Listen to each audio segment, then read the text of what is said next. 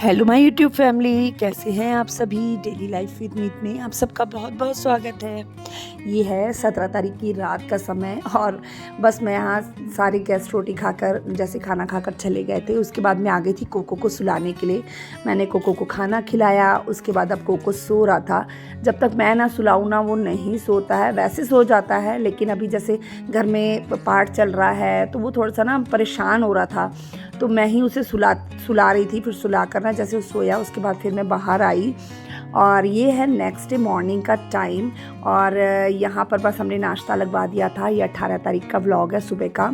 और नाश्ते में हमने बनवाए थे आलू की सब्ज़ी थी, उसमें मटर डाल के वो बनवाया था। दही था, मीठे में थी चमचम और आलू के पराठे और गोभी के पराठे हमने रखवाए थे। तो ये सब नाश्ता करने के बाद फिर दूसरे कामों में लग गए हम।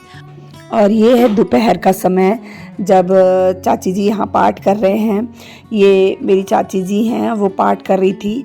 तो हमारे घर में ना सभी मतलब गुरु घर से जुड़े हुए हैं और सभी जैसे मैं घर में आपने देखा होगा मैं सैंची साहब जी का पाठ करती हूँ, गुरु ग्रंथ साहब जी का घर में पाठ करती हूँ।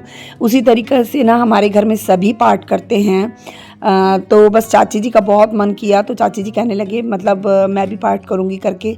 फिर चाची जी ने भी थोड़ी देर बैठ के पाठ किया और उसके बाद फिर हमने दोपहर का खाना जो था वो लगवा दिया था।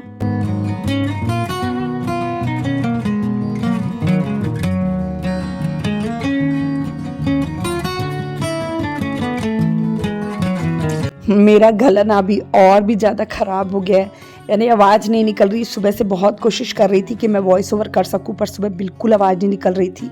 फिर मैंने थोड़ी सी स्टीम वगैरह ली है, थोड़ी भाप वगैरह लेने के बाद, थोड़ा गरारे वगैरह करने के बाद थोड़ा सा भी ठीक लगा तो मैं वॉइस ओवर कर रही हूँ। तो और कल मैं बहुत ज़्यादा बिज़ी थी, इस वजह से मेरा कल व्लॉग नहीं आया। तो ये है हमारा सेकंड डे पार्ट का ना। तो बस यहाँ शाम का समय है और सब इकट्ठे हुए हैं और मतलब ऐसे चहल पहल देख के ना इतना अच्छा लग रहा था ना, मैं क्या बताऊँ आपको। बहुत मन को खुशी हो रही थी, एकदम रौनक सी लगी हुई थी घर में। और शाम का समय है और सब बैठे हैं पाठ सुन रहे हैं। और मेरी बुआ जी भी आई थी और मतलब मायके साइड से, और बुआ जी भी आके यहाँ बैठी हैं और सब बैठे हैं। बड़ा अच्छा लग रहा था।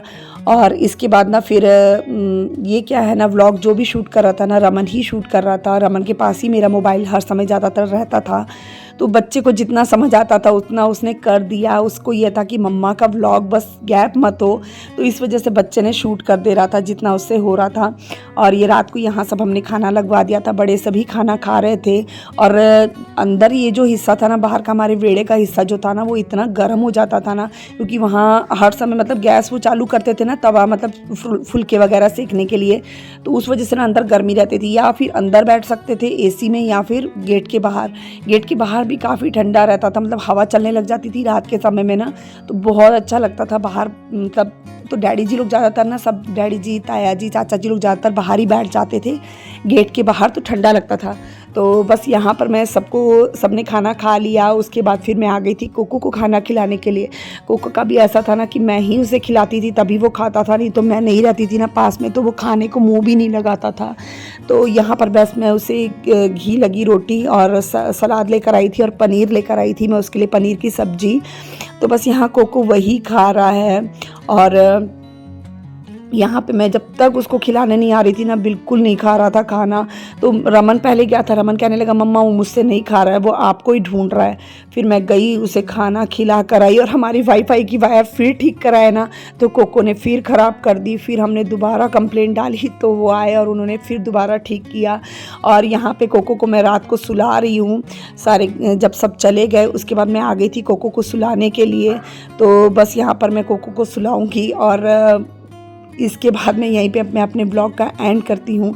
आई होप आपको मेरा छोटा सा ब्लॉग अच्छा लगा होगा। अगर अच्छा लगता है तो प्लीज़ मेरे चैनल को सब्सक्राइब कर दीजिएगा, वीडियो को लाइक कर दीजिएगा, शेयर कर दीजिएगा। मिलते हैं नेक्स्ट ब्लॉग में, तब तक के लिए बाय बाय।